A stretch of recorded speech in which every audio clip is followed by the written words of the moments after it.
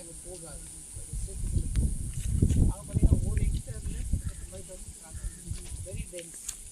அது ஒரு வேறு மெத்தட். அதாவது இப்போ பசுமாட்டை வச்சு ஏறு ஒன்று சின்ன சின்ன கனால் ஃபார்ம் பண்ணி அதுக்குள்ளே க்ளோஸில் பண்ணிருக்கோம்.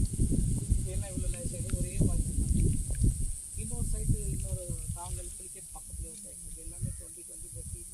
நான் நெல்லூரில் பண்ணதெல்லாம் 30 அடி தாண்டி போயிருக்கு 15 வருஷத்துக்கு முன்னாடி. அதனால் இது மேலே உள்ள ஒரு இன்ட்ரெஸ்ட் இருக்கும். நம்ம ஒரே வாட்டில் ப்ராஜெக்ட் அது மேலே உள்ள ப்ராஜெக்ட். அதனால் எல்லா வேலை இருந்தாலும் என்ன பண்ணுறது, குழந்த மாதிரி வளர்ப்போம்.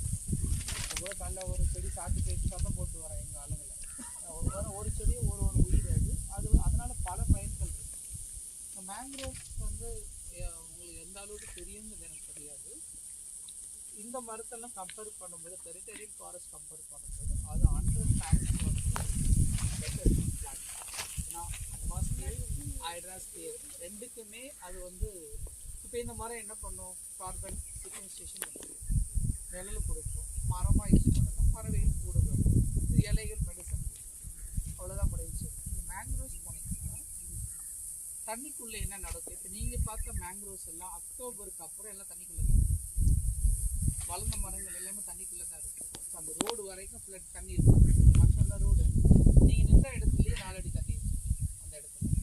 ஸோ இது வந்து அது ப்ரீடிங் சீசனும் அக்டோபர் நவம்பர் டிசம்பர் சீசனில் இந்த ஜூவினல் ஃபிஷ் கிராப் இது எல்லாமே அதுக்குள்ளே பத்திரமா வளர்ந்து தான் வெளியே போகும்.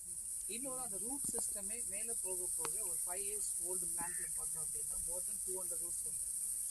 நீங்கள் பார்த்தது 1.5 years ஓல்டு, ஒரு சில ரூட் ஆல்மோஸ்ட் 10 ரூட்ஸ் வந்துருக்கு. இன்னொரு சைடில் மேலே போக போக பார்த்தீங்கன்னா அது உள்ள ஆளுக்கு நுழைய முடியாது. ஸோ அந்த அளவுக்கு வந்து அதுக்கு ஒரு ஆபிடேஷன் இருக்குது. அது இல்லாமல் வாட்டர் பியூரிஃபையர்